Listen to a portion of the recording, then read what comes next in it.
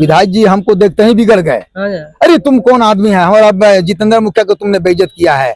अगर तुम सही रहते एक एकड़ जमीन दे दिया रहता तो शायद सारे लोगों का जमीन नहीं जाता। जाते ही आपको बेइज्जती कर हाँ, बहुत कुछ बात बोले। क्या बोले? करीबा ये काला आदमी जो है यही सबको नाश करके रख दिया है। यही सबको काला आदमी आपको कहे? हाँ, हमको उन्होंने कहा काला आदमी है ये ब्लैक मैन, यही आदमी सबको बर्बाद करके रख दिया, सबको डिस्टर्ब कर दिया है। कागज नहीं सूचक भी बात क्या बोले थे?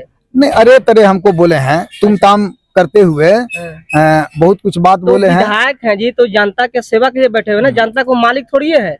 तुम ताम कैसे कर दिए आपको? हाँ, बहुत कुछ बोले, तुम ताम किए हैं।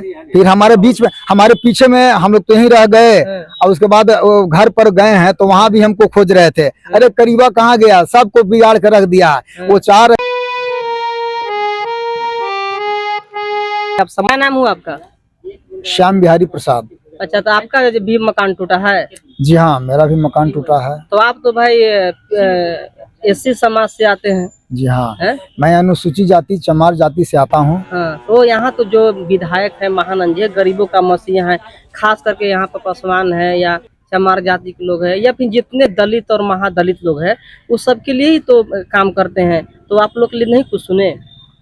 देखिए, कहने को तो ये जरूर है कि ये गरीब की पार्टी है, कही जाती यही है, सारे लोग यही कहते हैं। लेकिन आज व्यवहार के रूप में मैं स्वयं देख रहा हूँ कि ये गरीब की पार्टी नहीं है। ये सरकार माले की जो पार्टी है, भाकपा माले की जो पार्टी है, संभवतः हमारे समझ से गरीबों की पार्टी तो नहीं है। क्योंकि हमारे साथ जो अभी कार्यक्रम हुआ है वो हमसे विपरीत हुआ है। हमारा जो समस्या था, सरकार ने हमको जमीन दिया था, हम लोग अपने से जमीन पर काबिज नहीं हैं।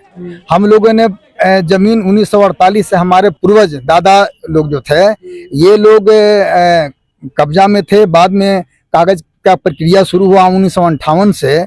हमारे पूर्वजों के नाम से जमीन बंदोबस्त समिति गया के द्वारा बंदोबस्त हुआ और उसके बाद से लगातार 1985 तक रसीद कटता रहा।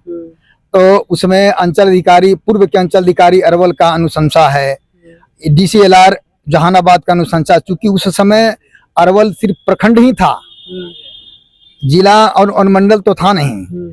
तो अनुमंडल पदाधिकारी जहानाबाद बैठते थे, DCLR जहानाबाद बैठते थे, DM और एडिशनल कलेक्टर गया बैठते थे। तो हमारा उस जमीन के संबंध में अंचल अधिकारी से लेकर के एडिशनल कलेक्टर तक सब लोगों का अनुशंसा है। और सब लोगों ने ये कर्मचारी के साथ अनुशंसा की है कि इन लोगों को परमानेंट सेटलमेंट कर देना आवश्यक है। ये लोग गरीब हरिजन हैं, इनके लायक को जमीन है, इनको दिया जाता है। अविलंब मैंने और रसीद काटने का प्रावधान किया जाए, काटा जाए। तो 85 तक रसीद कटा भी। उसके बाद हम लोग बार बार अंचल अधिकारी साहब के यहाँ आवेदन दे करके हम लोग आवेदन करते रहे कि हम लोग को रसीद रिन्यूअल किया जाए, लेकिन 85 के बाद ये लोग रसीद काटे नहीं। उसके बावजूद भी आज तक उस जमीन पर हम लोग काबिज थे। लेकिन पिछले साल बारिश नहीं होने के चलते, पानी के अभाव में, चूंकि बालू की खेती होती है और उसमें सिर्फ धान का ही पैदा होता है, तो हम लोग पानी के अभाव में, सिंचाई के अभाव में पिछले साल खेती धान नहीं रोप पाए थे। तो ये लोगों को शायद समझ में ये बात आई होगी, हमारे DM साहब हों, चाहे अंचल अधिकारी हों या अनुमंडल पदाधिकारी हों, लोग देखे होंगे ये प्रतिकदिम है जिसका उन्होंने जिक्र किया है। और सबसे बड़ी जिक्र ये है कि ये अतिक्रमण मानते हैं। अतिक्रमण किसको कहा जाता है ये परिभाषित नहीं कर पाए। चूंकि मेरे पास जब कागज है तो अतिक्रमण किस बात का? सबसे पहले अतिक्रमण ही हटाया जाए, शब्द अतिक्रमण शब्द को हटाया जाए, मैं कहता हूं। और इसके तो चलते पास दस्तावेज है उस जमीन का? बिल्कुल है, मेरे पास बिल्कुल दस्तावेज है, अभी ओरिजिनल है। तो उसके बाद हम लोग तो समझा कि हमारे स्थानीय विधायक है, हम अपने विधायक से अपनी समस्या रखेंगे तो शायद उसके संबंध में निष्पादन करेंगे। रखे थे विधायक जी, उनके डेरा पर। हाँ, तो उसके बाद में जो है जितेंद्र मुखिया हमारे यहाँ गए तो कागज का बारे में जिक्र किए कि कागज है। मैंने कहा कि जितेंद्र मुखिया कहाँ के? आपको माले के जिला सचिव हैं, वो रहने वाले हैं सरवरपुर के। वो थे कभैनी पंचायत के पूर्व के मुखिया गणेश मुखिया थे। एक दो और आदमी थे जिसको हम माले के ही हैं, लेकिन उनका नाम हम नहीं जानते हैं। के जितने कार्यकर्ता थे आपके पास गए? हाँ, गए। तो हम चूंकि कूटी ढो रहे थे, सब नेटल पोटल थे, तो हम कहा कि बिल्कुल बताए जाएंगे। तो राम सलाम भी किया, हम लोगों को मान सम्मान के साथ पेश आया, अभिवादन किया। फिर उन लोगों ने हमको बैठाया, अब पूछा क्या मामला है। मैंने बताया कि देखिए ये तो कैसरीहीन जमीन से संबंधित हमारा मामला है। नोटिस हमको सीओ साहब 10 फरवरी को दिए थे और अंचल न्यायालय में उपस्थित होने का आदेश किया। हम लोगों ने उपस्थित हुआ, अपना जो पेपर के माध्यम से अपना पक्ष रखा, लेकिन हमारे पेपर को वो बिल्कुल झुंझुना की तरह वो समझते रहे, स्वीकार नहीं किए कि कागज है, गलत कागज है, ऐसा कोई कागज नहीं है। वही चीज जो है हमारे जितेंद्र साहब बोले कि कोई पेपर है तो बताइए। हम कहे पेपर है सर, तो नहीं कोई पेपर नहीं है। लेकिन पेपर देखे भी नहीं है, वो कह दिया हाँ, कोई पेपर नहीं है। हाँ ना, पेपर देखें, चूंकि पेपर तो हम लेके गए नहीं है थे कि देखेंगे, लेकिन हम जिक्र किए पेपर का कि पेपर मुखिया जी हमारे पास है, लेकिन चूंकि मैं अभी कुटी ढो रहा हूँ तो अब सब गंदा, अपना शरीर तो गंदा है, तो अगर कहा जाएगा तो 1-2 दिन में हम आपको पेपर दिखा देंगे। समय जब भी मिलता आप उनको बुलाएं या हम हमारे पास आते हैं तो मैं पेपर दिखा दूंगा, मेरे पास उपलब्ध है। लेकिन उन्होंने कहा कि कोई कागज आप लोगों के पास नहीं, लेकिन 1 एकड़ जमीन दीजिए। मैंने कहा कि 8 एकड़ 60 डिसमिल का पूरा प्लॉट है, हम लोग 14 आदमी पिटिशनर हैं, अवध हैं, और 70 1 एकड़ जमीन मांगने वाले वो कौन होते थे? अब मैं तो पार्टी के कार्यकर्ता है, पार्टी के सचिव है, तो किस अधिकार से कहने गए कि 1 एकड़ जमीन दीजिए?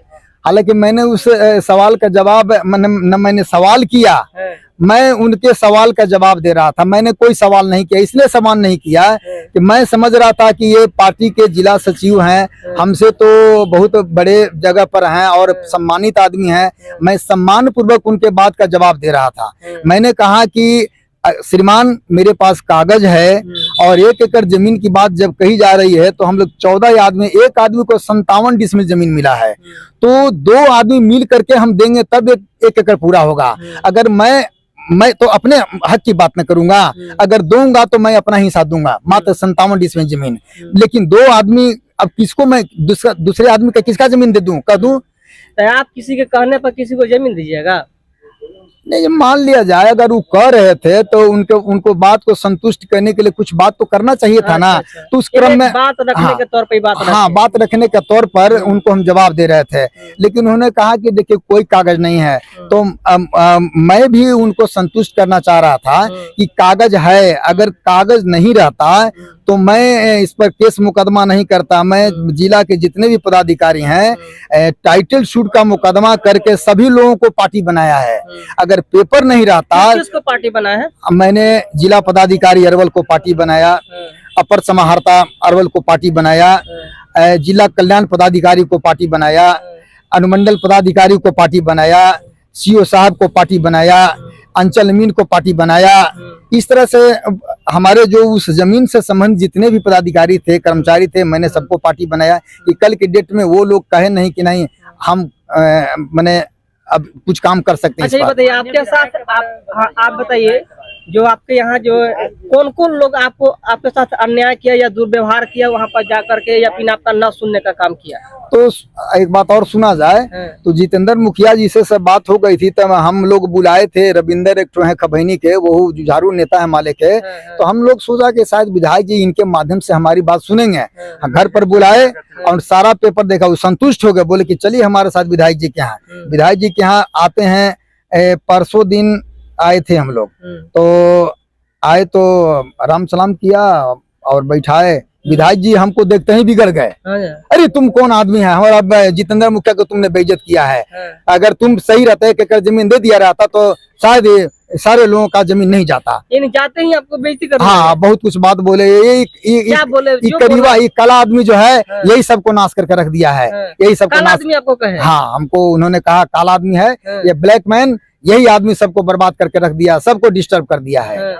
हाँ, ये विधायक जी हमको बोले हैं और हमको तो बोलने नहीं दिया। मैंने कहा कि ऐसा कुछ बात नहीं बोले हैं। मैंने कागज के बारे में उनको कहा कि कागज है मुखिया जी, लेकिन स्वीकार नहीं कर रहे। तो इसी पर मैं कहा कि टाइटल शूट मुकदमा क्यों स्वीकार हुआ अगर कागज नहीं? सूचक भी बात क्या बोले थे?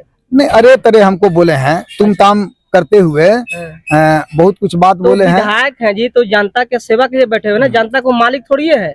तुम ताम कैसे कर दिए आपको? हाँ, बहुत कुछ बोले, तुम ताम किए हैं। फिर हमारे बीच में, हमारे पीछे में हम लोग तो यहीं रह गए, और उसके बाद वो घर पर गए हैं तो वहां भी हमको खोज रहे थे। अरे करीबा कहाँ गया, सबको बिगाड़ कर रख दिया। वो चाह रहे थे कि जितने 14 लोग हैं, 14 के बीच में इस का नाम ले करके अब फूट पैदा कर दें कि सारे लोग बिखर जाएं। जो बिखर जाएंगे तो यहाँ के प्रशासन को काम करने में आसानी होगी। ये प्रशासन के तरफ से खड़ा होकर के और काम कर रहे थे, और तोड़ने के दिन भी ये वहाँ उपस्थित थे।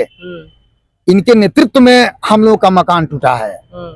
विधायक जी के नेतृत्व में टूटा? जी, बिल्कुल बिल्कुल बिल्कुल। और वह छुपाने के लिए प्रेस कॉन्फ्रेंस करके बता रहे हैं कि ये तो जिला प्रशासन तानाशाही रवैया किया है। ये गलत है, इनका जो कहना है बिल्कुल गलत है। ये उनके साथ, प्रशासन के साथ खड़ा होकर के काम किए हैं हमारे विरोध में। मैं नहीं मानता आज के दिन से कि अब माले की भी पार्टी गरीबों की पार्टी है, ऐसा नहीं है। ये सरकार की दलाली करते हैं। मैं कहता हूँ ये सरकार की दलाली हो रही है लाल झंडे के द्वारा। तो हम लोग बहुत आहत हैं। हम लोग को लगता है कि अब हम लोग मर गए हैं, जिंदा लाश की तरह हैं। सरकार ने हमको दिया था, इन लोगों ने हम लोग को छीन उम्मीद है आपको? नहीं, अब कोर्ट पर विश्वास है, सिर्फ कोर्ट पर ही विश्वास है। इसीलिए यहाँ पर वकील साहब के पास बैठे हुए हैं। सिर्फ न्याय पर मैंने कोर्ट पर भरोसा है, प्रशासन पर भरोसा नहीं है। प्रशासनिक कार्य यहाँ सब उल्टा पुल्टा हो रहा है। प्रशासन पर कोई भरोसा नहीं है, कानून पर भरोसा करते हैं। विधायक जी पर नहीं, विधायक जी पर कोई भरोसा नहीं है। कोई भरोसा नहीं, कोई भरोसा कौन करेगा जी? बात समझिए, आप गरीब हैं, वो गरीबे की विधायक है, गरीबे के वोट से जीते हैं, गरीबे के लिए आवाज उठाते। देखे थे कि आप पूरा गधा लान के भर दिए थे गरीबे के समर्थन में। आज आप कह रहे कि गरीब विरोधी है। तो कथनी और करनी में बहुत अंतर हमने पाया। हम अपने कार्यक्रम से, मैं दूसरे की बात क्यों बोलूंगा? मैं, मेरे साथ जो हुआ मैं उसी का विश्लेषण करूंगा। मेरे साथ जो हुआ उनका कोई सहानुभूति नहीं रहा मेरे साथ।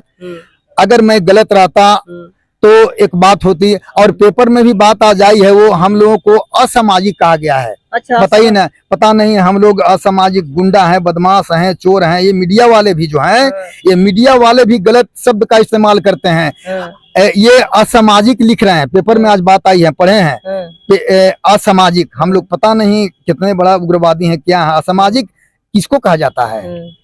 क्यों असामाजिक, क्यों?